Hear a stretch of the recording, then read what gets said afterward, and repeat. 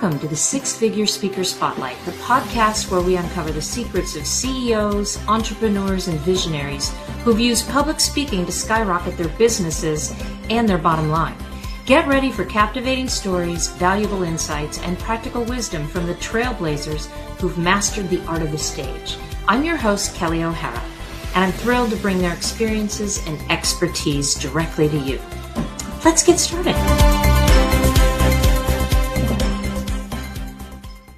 Welcome to another inspiring episode of the Six Figure Speaker Spotlight, the show where we dive deep into the transformative world of public speaking and its profound impact on success trajectories across professional landscapes and business ecosystems.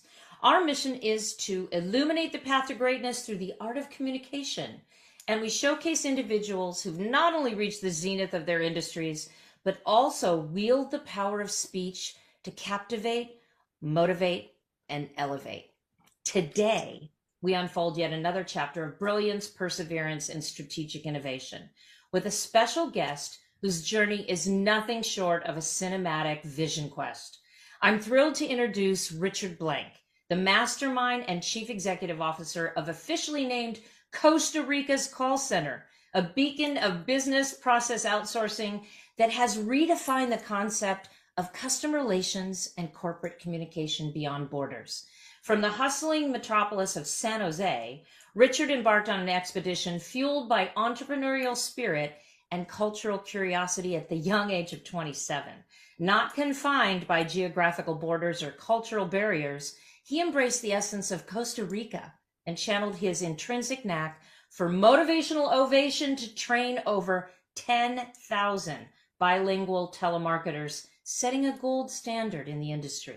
But what makes Richard's story fascinating is not just his corporate conquests.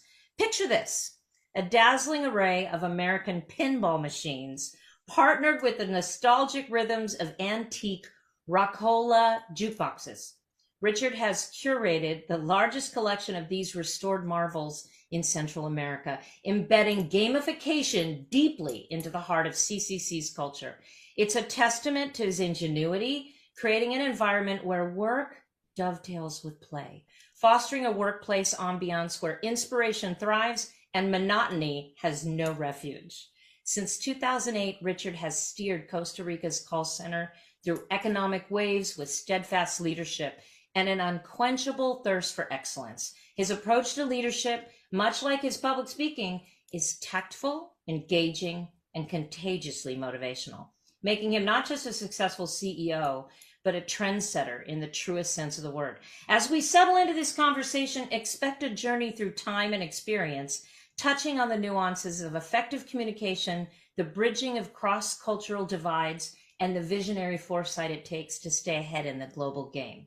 Without further ado, welcome Richard Blank onto the Six Figure Speaker Spotlight. For Speaker Spotlight, I'm speechless. That was an incredible bio. Your delivery was perfect. I'm flattered.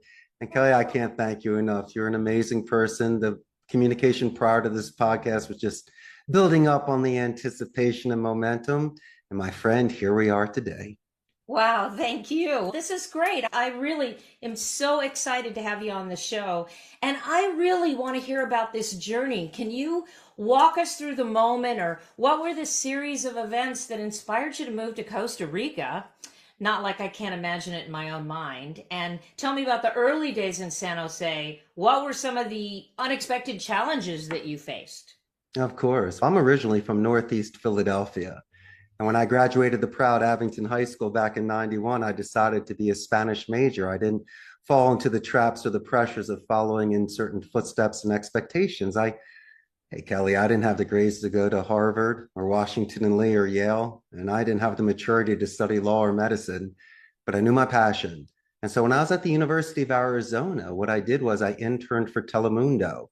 It allowed me to do some public speaking. I actually did a Javelina Cantina chili eating contest for the Tucson Toros. So I got a chance to speak in front of 5,000 people. And then when Miguel Quintana came into Tucson, he was a big newscaster out of Los Angeles. He and I were participating in the spring fair at the University of Arizona, Spring Fling. And so we were on stage doing the Telemundo promotions. And so Little by little, without that sort of salary pressures or business pressures, I was able to intern and get that experience in public speaking, which once again gave me that momentum. But yo, Kelley, when I was 27 years old, I was given a 1 in a million opportunity. A really good friend of mine owned a call center here, wanted me to come down for just a couple months to teach English. Once you can get past your parents' guilt, right? And you can live anywhere in the world. And so I decided to live in paradise.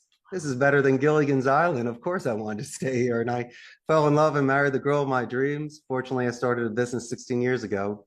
And sometimes the stars are aligned. And when that happens, you need to really follow through on your destiny. Wow, what an adventure. I can tell already you are an adventurer, truly like the definition of adventure. So when you got there and you set this up or you got involved with this company, what do you think? What do we attribute to you? What unique business strategies do you think really contributed to the Costa Rica's call center success under your leadership? What was the specific project or campaign or something that you did that really challenged industry norms? I really want to hear about that. That's a very intelligent question. Let me answer the other one earlier, the challenges of when I first got here, being a guest in this country, right? It's a strict Catholic country. Spanish was my native tongue, and I'm 3,000 miles away from my mother. So I really needed to know my P's and Q's and be very open-minded. It makes you humble and grounded.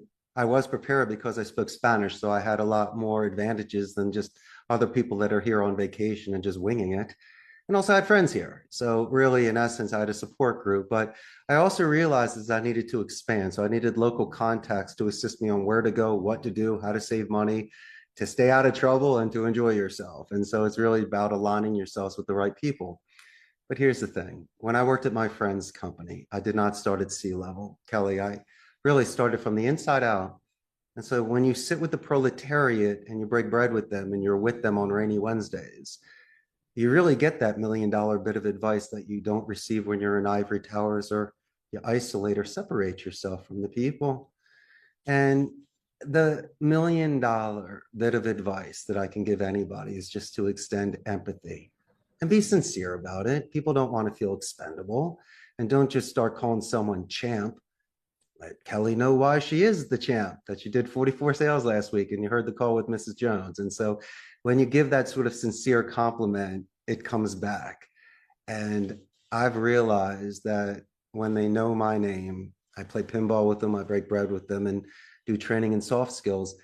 That's enough to filter out the people that want to be in large centers and lose themselves. I can find people here that want delegation, they want to grow, they want additional responsibilities, and they can master levels. And so, not saying that I was a bad kid, I was not even mischievous, I was just curious. So I'm always looking for that young 20-year-old with a little gleam in their eye that might not have the structure and discipline, but they have the desire.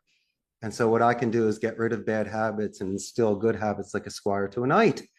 And so by learning it that way, sitting with the people for 4 years, enabled me to be part of them. And I skipped steps. I didn't go from agent to supervisor, manager. I went from agent to owner. So I never got tainted. I never played those office politics. I always kept what I did pure. And I think that's assisted me in being able to have this business for so many years. I love that, Richard. I can tell this is so personal to you. This is your work. I can tell this is personal. It's what makes the difference, especially with the people working with you and not for you. Totally different experience. I'd have to jump then. I'd have to ask you about building a bridge between business process outsourcing and employee satisfaction. That can be really super challenging, but I love that you integrated gamification in your workplace. And what's fascinating is the choice of incorporating classic American entertainment pieces into Oh, your yeah. company culture that had to have impacted morale. And how do you think it's affected the success of your company? Kelley, wasn't your favorite class back in the day recess? Was mine. I loved recess. And so when you're an adult, why is that taken away from you? And they always find it funny when an adult goes into a bouncy house or something. Why not? We all should be Tom Hanks in the movie Big. And so I decided that a portion of my building and my business would be dedicated to these machines. I know they're large, but it's also something that the agents have never tried before or seen before. So it's unique for them. It's a medium. It's a happy medium. It allows them this certain space to let off steam, recharge batteries, meet others from other departments, hang out with me. Kelley, I've seen people fall in love by the Pac-Man machine. That's the craziest thing. But I've had clients and potentials white glove me and critique me. And they say, why don't you use that space for additional computers, locker, or some sort of business related stuff? And I say, yo, body, you have your business. I have mine. And I've decided that I would like to invest this space into this. But also in this industry, there is a large attrition. People burn out. I see the art of speech. If you can, por lo menos, at least get something out of these phone calls, you're not just grinding it out, carpet bombing and earning a paycheck and hoping you don't get fired. There are certain metrics in this industry that they gauge you on, from talk time, calls, contacts, conversion ratios, blah, blah, blah. It's almost like a commissioned artist. I'd rather have somebody not make 100 phone calls a day, Kelley, and do about 80. Why? Because they're speaking on the phone for a couple more minutes talking about how amazing your life is. And so the metrics just go out of whack. But these are unbelievable players like a Michael Jordan or a Dennis Rodman. They're just so unique, sometimes unorthodox. And so you got to allow them to be in their structure, but not have them a cage because their wings can't expand. It's tough to tell. You're talking about morale, and you're talking about people that want that satisfaction. You're talking about a grind, outbound calls, inbound calls, people pissed off, retention, customer support. But I think if you take it one call at a time, a couple seconds at a time, you really break it down and you have checkpoints and you use these positive soft skills, active listening, meeting minutes, transitional sentences. It's a beautiful dance. And I've seen things that turned out to be a terrible call in the beginning, but an amazing client at the end. And the greatest goal that somebody can get, and it's not financial, it's a positive escalation. It's when a client does it verbally or in writing, and they will let me know how amazing Kelley is. And that's a beautiful circle, because if you're building a pipeline and calling companies back, if you start complimenting those that have assisted you and gave you the pass to pitch to get through to the business owner, don't be surprised if they don't add momentum and guide you into closing that deal. So unlike what you've seen in the Wolf of Wall Street and Boiler Room and Glengarry Glen Ross, yeah, some centers do that, but we don't do that here. A lot of individuals, really, what they do is they can go home and tell their parents what they do for a living. And they're very proud of the customer support that they're giving. And I'd like to maybe shatter some misconceptions on what people have and what they do. But in regards to public speaking as well, I've trained over 10,000 people. Now, public speaking, if it's two people, that's public, and one is just one-on-one. So I've had classes as small as one up to 100 people. But over the course of 2 decades, I've literally had this sort of interaction with people. And I understand what it takes to jump clouds and to keep the excitement and to have checkpoints so people aren't yawning or falling asleep during these classes. And it's a good time. I've learned to make them more marketable and enhance their skills. I love what you're saying, and it translates across other industries as well. It's that sales, anybody that's in sales, it can really be a grind. I've had people say, oh no, limit it. If you're just meeting them, 30 minutes tops. You can't be wasting your time. And I say, get out of my way. I don't, if I'm going to meet someone, I do a lot of corporate acquisition and a lot of sponsor acquisition and dealing with sales a lot. And really, the first half hour is really my opportunity to get to know you. And the second half hour is you getting to know what I'm about, whether you trust me. And somewhere in that last 20 to 30 minutes is where the magic happens, where the connection happens, right? That's where it, and then it has meaning. That conversation had meaning. It changes you. Boy, you're setting the perfect example out there in a field that's pretty tough. Call centers. That's really, like you said, that can be a real grind. You get a lot of rejection from Yeah, but the beauty of it is, Kelley, you'll never know the sweet without the sour, the light without the dark. How do you know the conversion without the rejection? But the rejection, let's talk about this for a second. I believe in romantic deaths. Why? So I can maintain my mind so I can continue to jump clouds on these calls. Let me give you an example. First 30 seconds, because I'm not going to give you a 10-minute call because 10-minute calls don't exist. I think you need to buy time on these calls. In the first 30 seconds, what I love to do is a company name spike. I'll call up and say, hey, how's the six-figure speaker spotlight doing today? I'll say that better than you do. And then when you ask who I am, but not in a negative way, like, who are you compared to who are you? And say, that's an excellent question. My name is Richard Blank, Costa Rica's call center. And so what I can do is I can buffer negative tones, repeat the question, answer it, and send it back. And so these are ways to just readjustment before you get to pass the pitch. Now, what happens if they hang up on you? At least you said a company name spike. You're not anonymous the whole call. That's shady. But the first impression you should get in the first couple of seconds is you saying the name of that company to get them out of that trance. Why do I do this? At least I get one win. What do you mean? I didn't get shut out. What do you mean?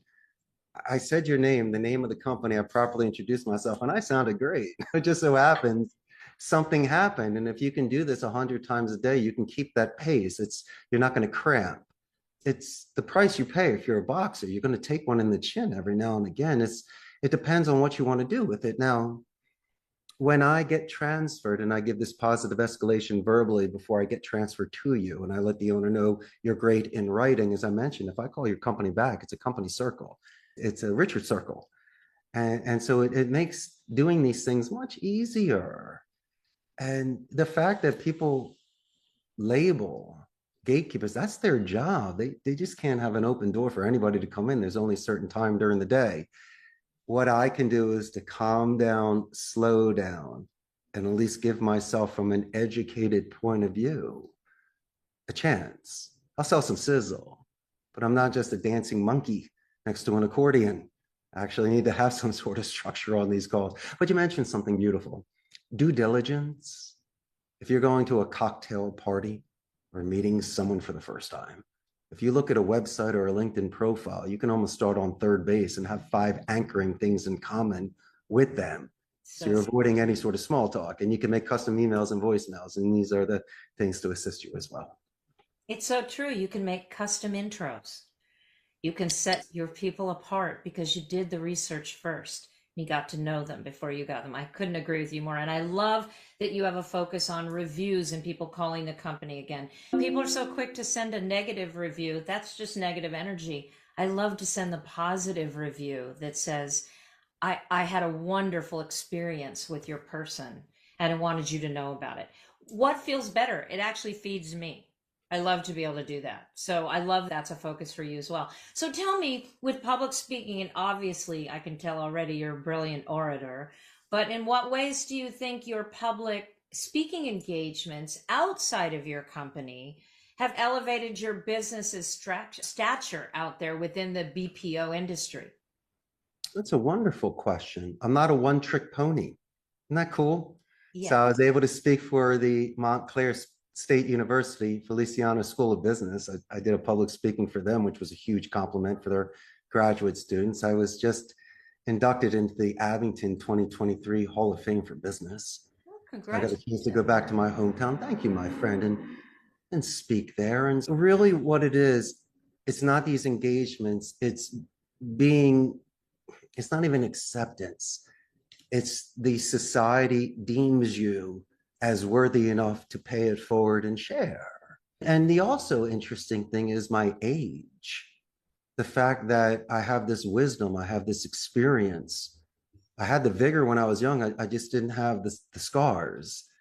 And so a lot of your speeches have to accept where you're at in your time. I'm bald and I'm gray. That's great. but I'm still trying to pay it forward one way or another. So I have accepted the fact that I'm the wise one by the fire telling tall tales. And I also believe in selected diplomatic and strategic vocabulary. It's very important, your rhetoric. And so I don't like using profanity unless it's in locker rooms and things like that. But I like the thesaurus. There's always ways to power up words, and you can avoid any sort of ego defense. I hate the word help. I prefer using assist, guide, or lend a hand. Instead of Kelley, excuse me, I'll fall on that sword. I'll say, Kelley, for my clarification. Oh, come on. These are little first down wins. And so what I can do is your dog's barking at your bad cell phone. You're all over the place, but I'm going to say for my clarification, just to make sure that you're calm and cool. I love the military alphabet, so emails don't bounce back. And I learned how to pronounce your exotic name well, because I'm probably the first one to ask you. There's no embarrassment to that. It's cool. It's almost like a beauty mark. You might as well enhance that.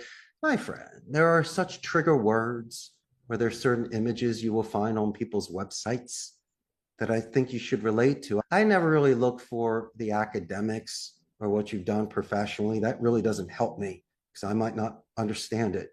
But if I saw that you play ice hockey or that you love in excess or like myself, pinball machines, and I'm starting there. There's a chance I might get some good wins and possibly buy myself 3 minutes worth of time to properly introduce myself and let the cards fall as they may. But everyone's too stiff.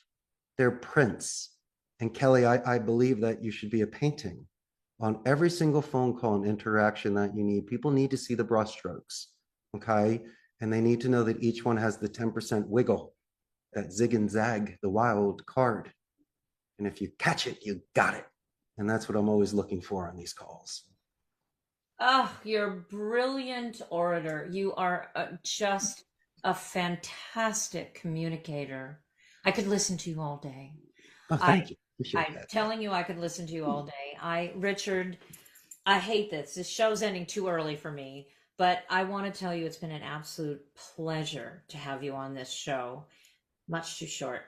Your journey it's not just inspiring, it's really insightful. I think our audience is going to love what you've brought to this. And I think they're still going to be masticating on some of the fabulous verbiage that you've given in this that will make them consider their own in moving forward. And connectivity. You're so strong with that. I can't believe it.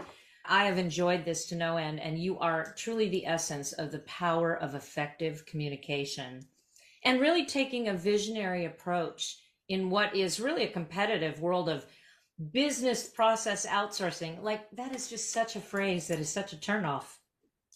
I don't love it. I know you could come up with such better verbiage than that, but I thank you for your openness and sharing your experiences and the wisdom that you've accrued. Like you said, we've earned our stripes, our wisdom these days. So it's a responsibility to share it. So Kelley, one final thought for you and your audience. Yes. Just a couple mentors and inspirations for me. If your audience would like to study public speaking, please look into the works of Basil Rathbone, Jeremy Brett, Pierce Brosnan as Remington Steele, and Dirk Benedict as the face man on the A-Team. Those were excellent studies for me. And also, dedicated practice is huge. You're not going to get better unless you do it. Self-analysis is for self-improvement. Since we're speakers, you have the technology to record yourself. Excellent way to look at it. And also, don't be hard on yourself. Look at yourself in the mirror and give yourself 5. And at the end of the day, when you put your head on your pillow and you have your clear thoughts, just remember, regardless of the outcome, you did everything with the most honorable intentions, and that will allow you to have not a heavy heart and peace of mind. Richard, thank you. I really feel like we're walking away from this interview with people having a real sense of who you are and how you do what you do and what the possibilities are. And as we wrap up, I want to thank you all for joining us today on the Six Figure Speaker Spotlight. And if you've enjoyed this episode, I hope you'll give us a thumbs up, because we'd love to hear your thoughts in the review section. Your feedback not only helps us improve, me improve, but also helps others find the show. And if you haven't already, I'd love it if you hit the subscribe button. As we grow this, it really makes a difference. And here's where all our episodes, they're here to continue to uncover the secrets of public speaking success and its profound impact on achieving industry leadership. Richard's a real example of that, of someone who does things well. So this is Kelley O'Hara, your host, and I thank you for being part of our community. Until next time, please keep speaking your passion and amplifying your impact and making a difference in the world, because how you do it, that counts. It really counts. Have a wonderful evening, everybody.